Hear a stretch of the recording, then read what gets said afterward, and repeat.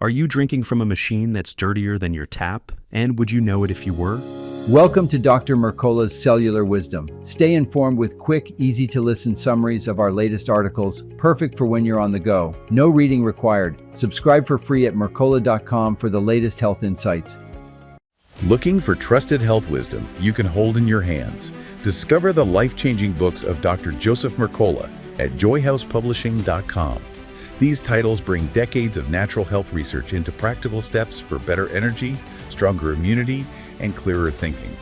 Take charge of your health with guidance rooted in science and experience. Visit joyhousepublishing.com now and claim your bonuses while they are available. Hello, and welcome to Dr. Mercola's Cellular Wisdom. Today we're looking at commercial and home water dispensers and the surprising evidence that many carry more bacteria than the tap water feeding them. I'm Ethan Foster, and I want you to leave this episode knowing exactly how often to clean your dispenser, what to use, and the specific risks you're avoiding when you do. I'm Alara Sky. A global review in Ames Microbiology examined more than 70 studies from the US, Europe, Canada, Malaysia, Brazil, and beyond, comparing point-of-use units and bottled systems against municipal sources. Across regions, dispensers frequently showed higher microbial contamination than tap. That's the key takeaway. The problem often isn't your municipal supply. It's the dispenser's internal environment and maintenance schedule.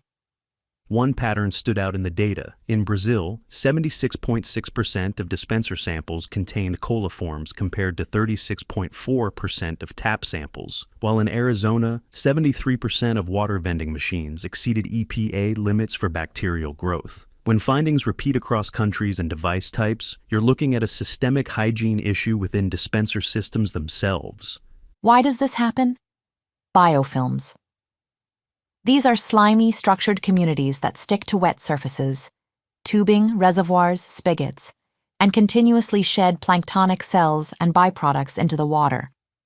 Once those layers set in, microbes resist disinfectants and even antibiotics, which means casual wipe-downs don't solve the underlying problem.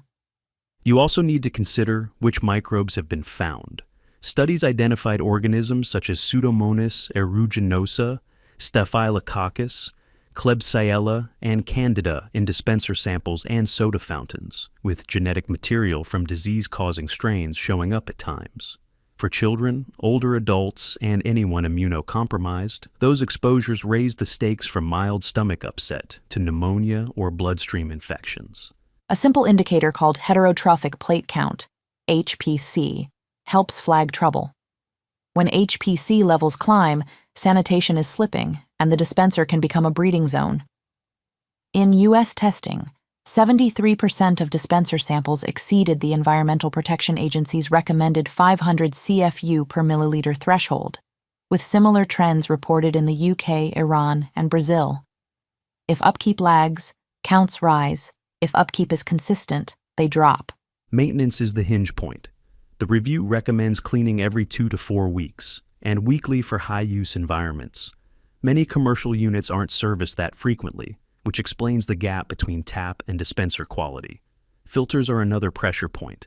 If you don't replace them on schedule, they can become colonized and contribute to growth downstream. You may see ultraviolet systems marketed as a fix. UV can inactivate microbes moving through a chamber and doesn't change taste or smell, but it does not remove chemicals, and it does not stop biofilms from forming on surfaces. The practical meaning for you is straightforward. UV can help, but it does not replace routine cleaning. When you're ready to clean, start safely. Unplug the dispenser and remove the bottle, or shut off the inlet valve on plumbed models. For hot and cold units, note this caution. Do not use bleach on water cooler systems with a hot water dispenser. That's an explicit safety point the guidance calls out before you begin. Choose one cleaning solution, never both. A diluted bleach mix is 1 tablespoon of unscented bleach per gallon of water. A vinegar option is a 1-to-1 white vinegar to water solution. Bleach works quickly. Vinegar is excellent for scale and odor. Pour the solution into the reservoir. Let it sit, about 10 minutes for bleach, 20 to 30 minutes for vinegar. Then run it through both cold and hot taps so it reaches internal lines. After contact time, scrub the reservoir and spigot area with a clean bottle brush, drain completely, and flush the system with clean drinking water 2 to 3 times. Keep flushing until there's no odor. If you can still smell bleach or vinegar, flush again. Finish by wiping the exterior, buttons, and drip tray. Replace or reinstall filters as recommended by your manufacturer, dry the unit, and reassemble. Keep your routine simple and consistent. Wipe exterior surfaces at least weekly. Deep clean the reservoir and lines every 2 to 4 weeks. Move to weekly if your office or gym uses the unit heavily. Use vinegar or diluted bleach only, never together. Replace filters on schedule, rinse thoroughly after cleaning, and track dates so biofilms don't creep back unnoticed. Your daily habits matter too. Clean the dispenser you use, choose stainless steel bottles instead of porous or hard-to-sanitize materials, and filter your water. Those steps reduce exposure from the dispenser itself while helping you control what ends up in your cup. Remember that filtering out residual chlorine without consistent sanitation can actually create a friendlier environment for bacterial growth, which is why filter changes and cleaning go hand in hand. Design improvements are part of the long-term solution. The review points to biofilm-resistant materials, nanoparticle-infused surfaces, and routine hydrogen peroxide protocols as promising directions. But the authors are clear. Technology alone isn't enough without hands-on, scheduled maintenance. For your home or workplace, that means committing to the calendar. If you're wondering whether tap water might be safer than dispenser water, the answer from these studies is often yes, when dispensers aren't maintained on schedule.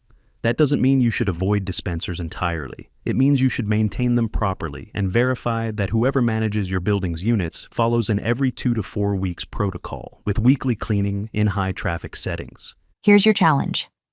Today, log the last time your dispenser was deep cleaned. If it's been more than 4 weeks, or if no one can say, perform a full clean with either diluted bleach or a vinegar solution. Flush until there's no odor. Replace the filter if due, and mark your next date on a visible label.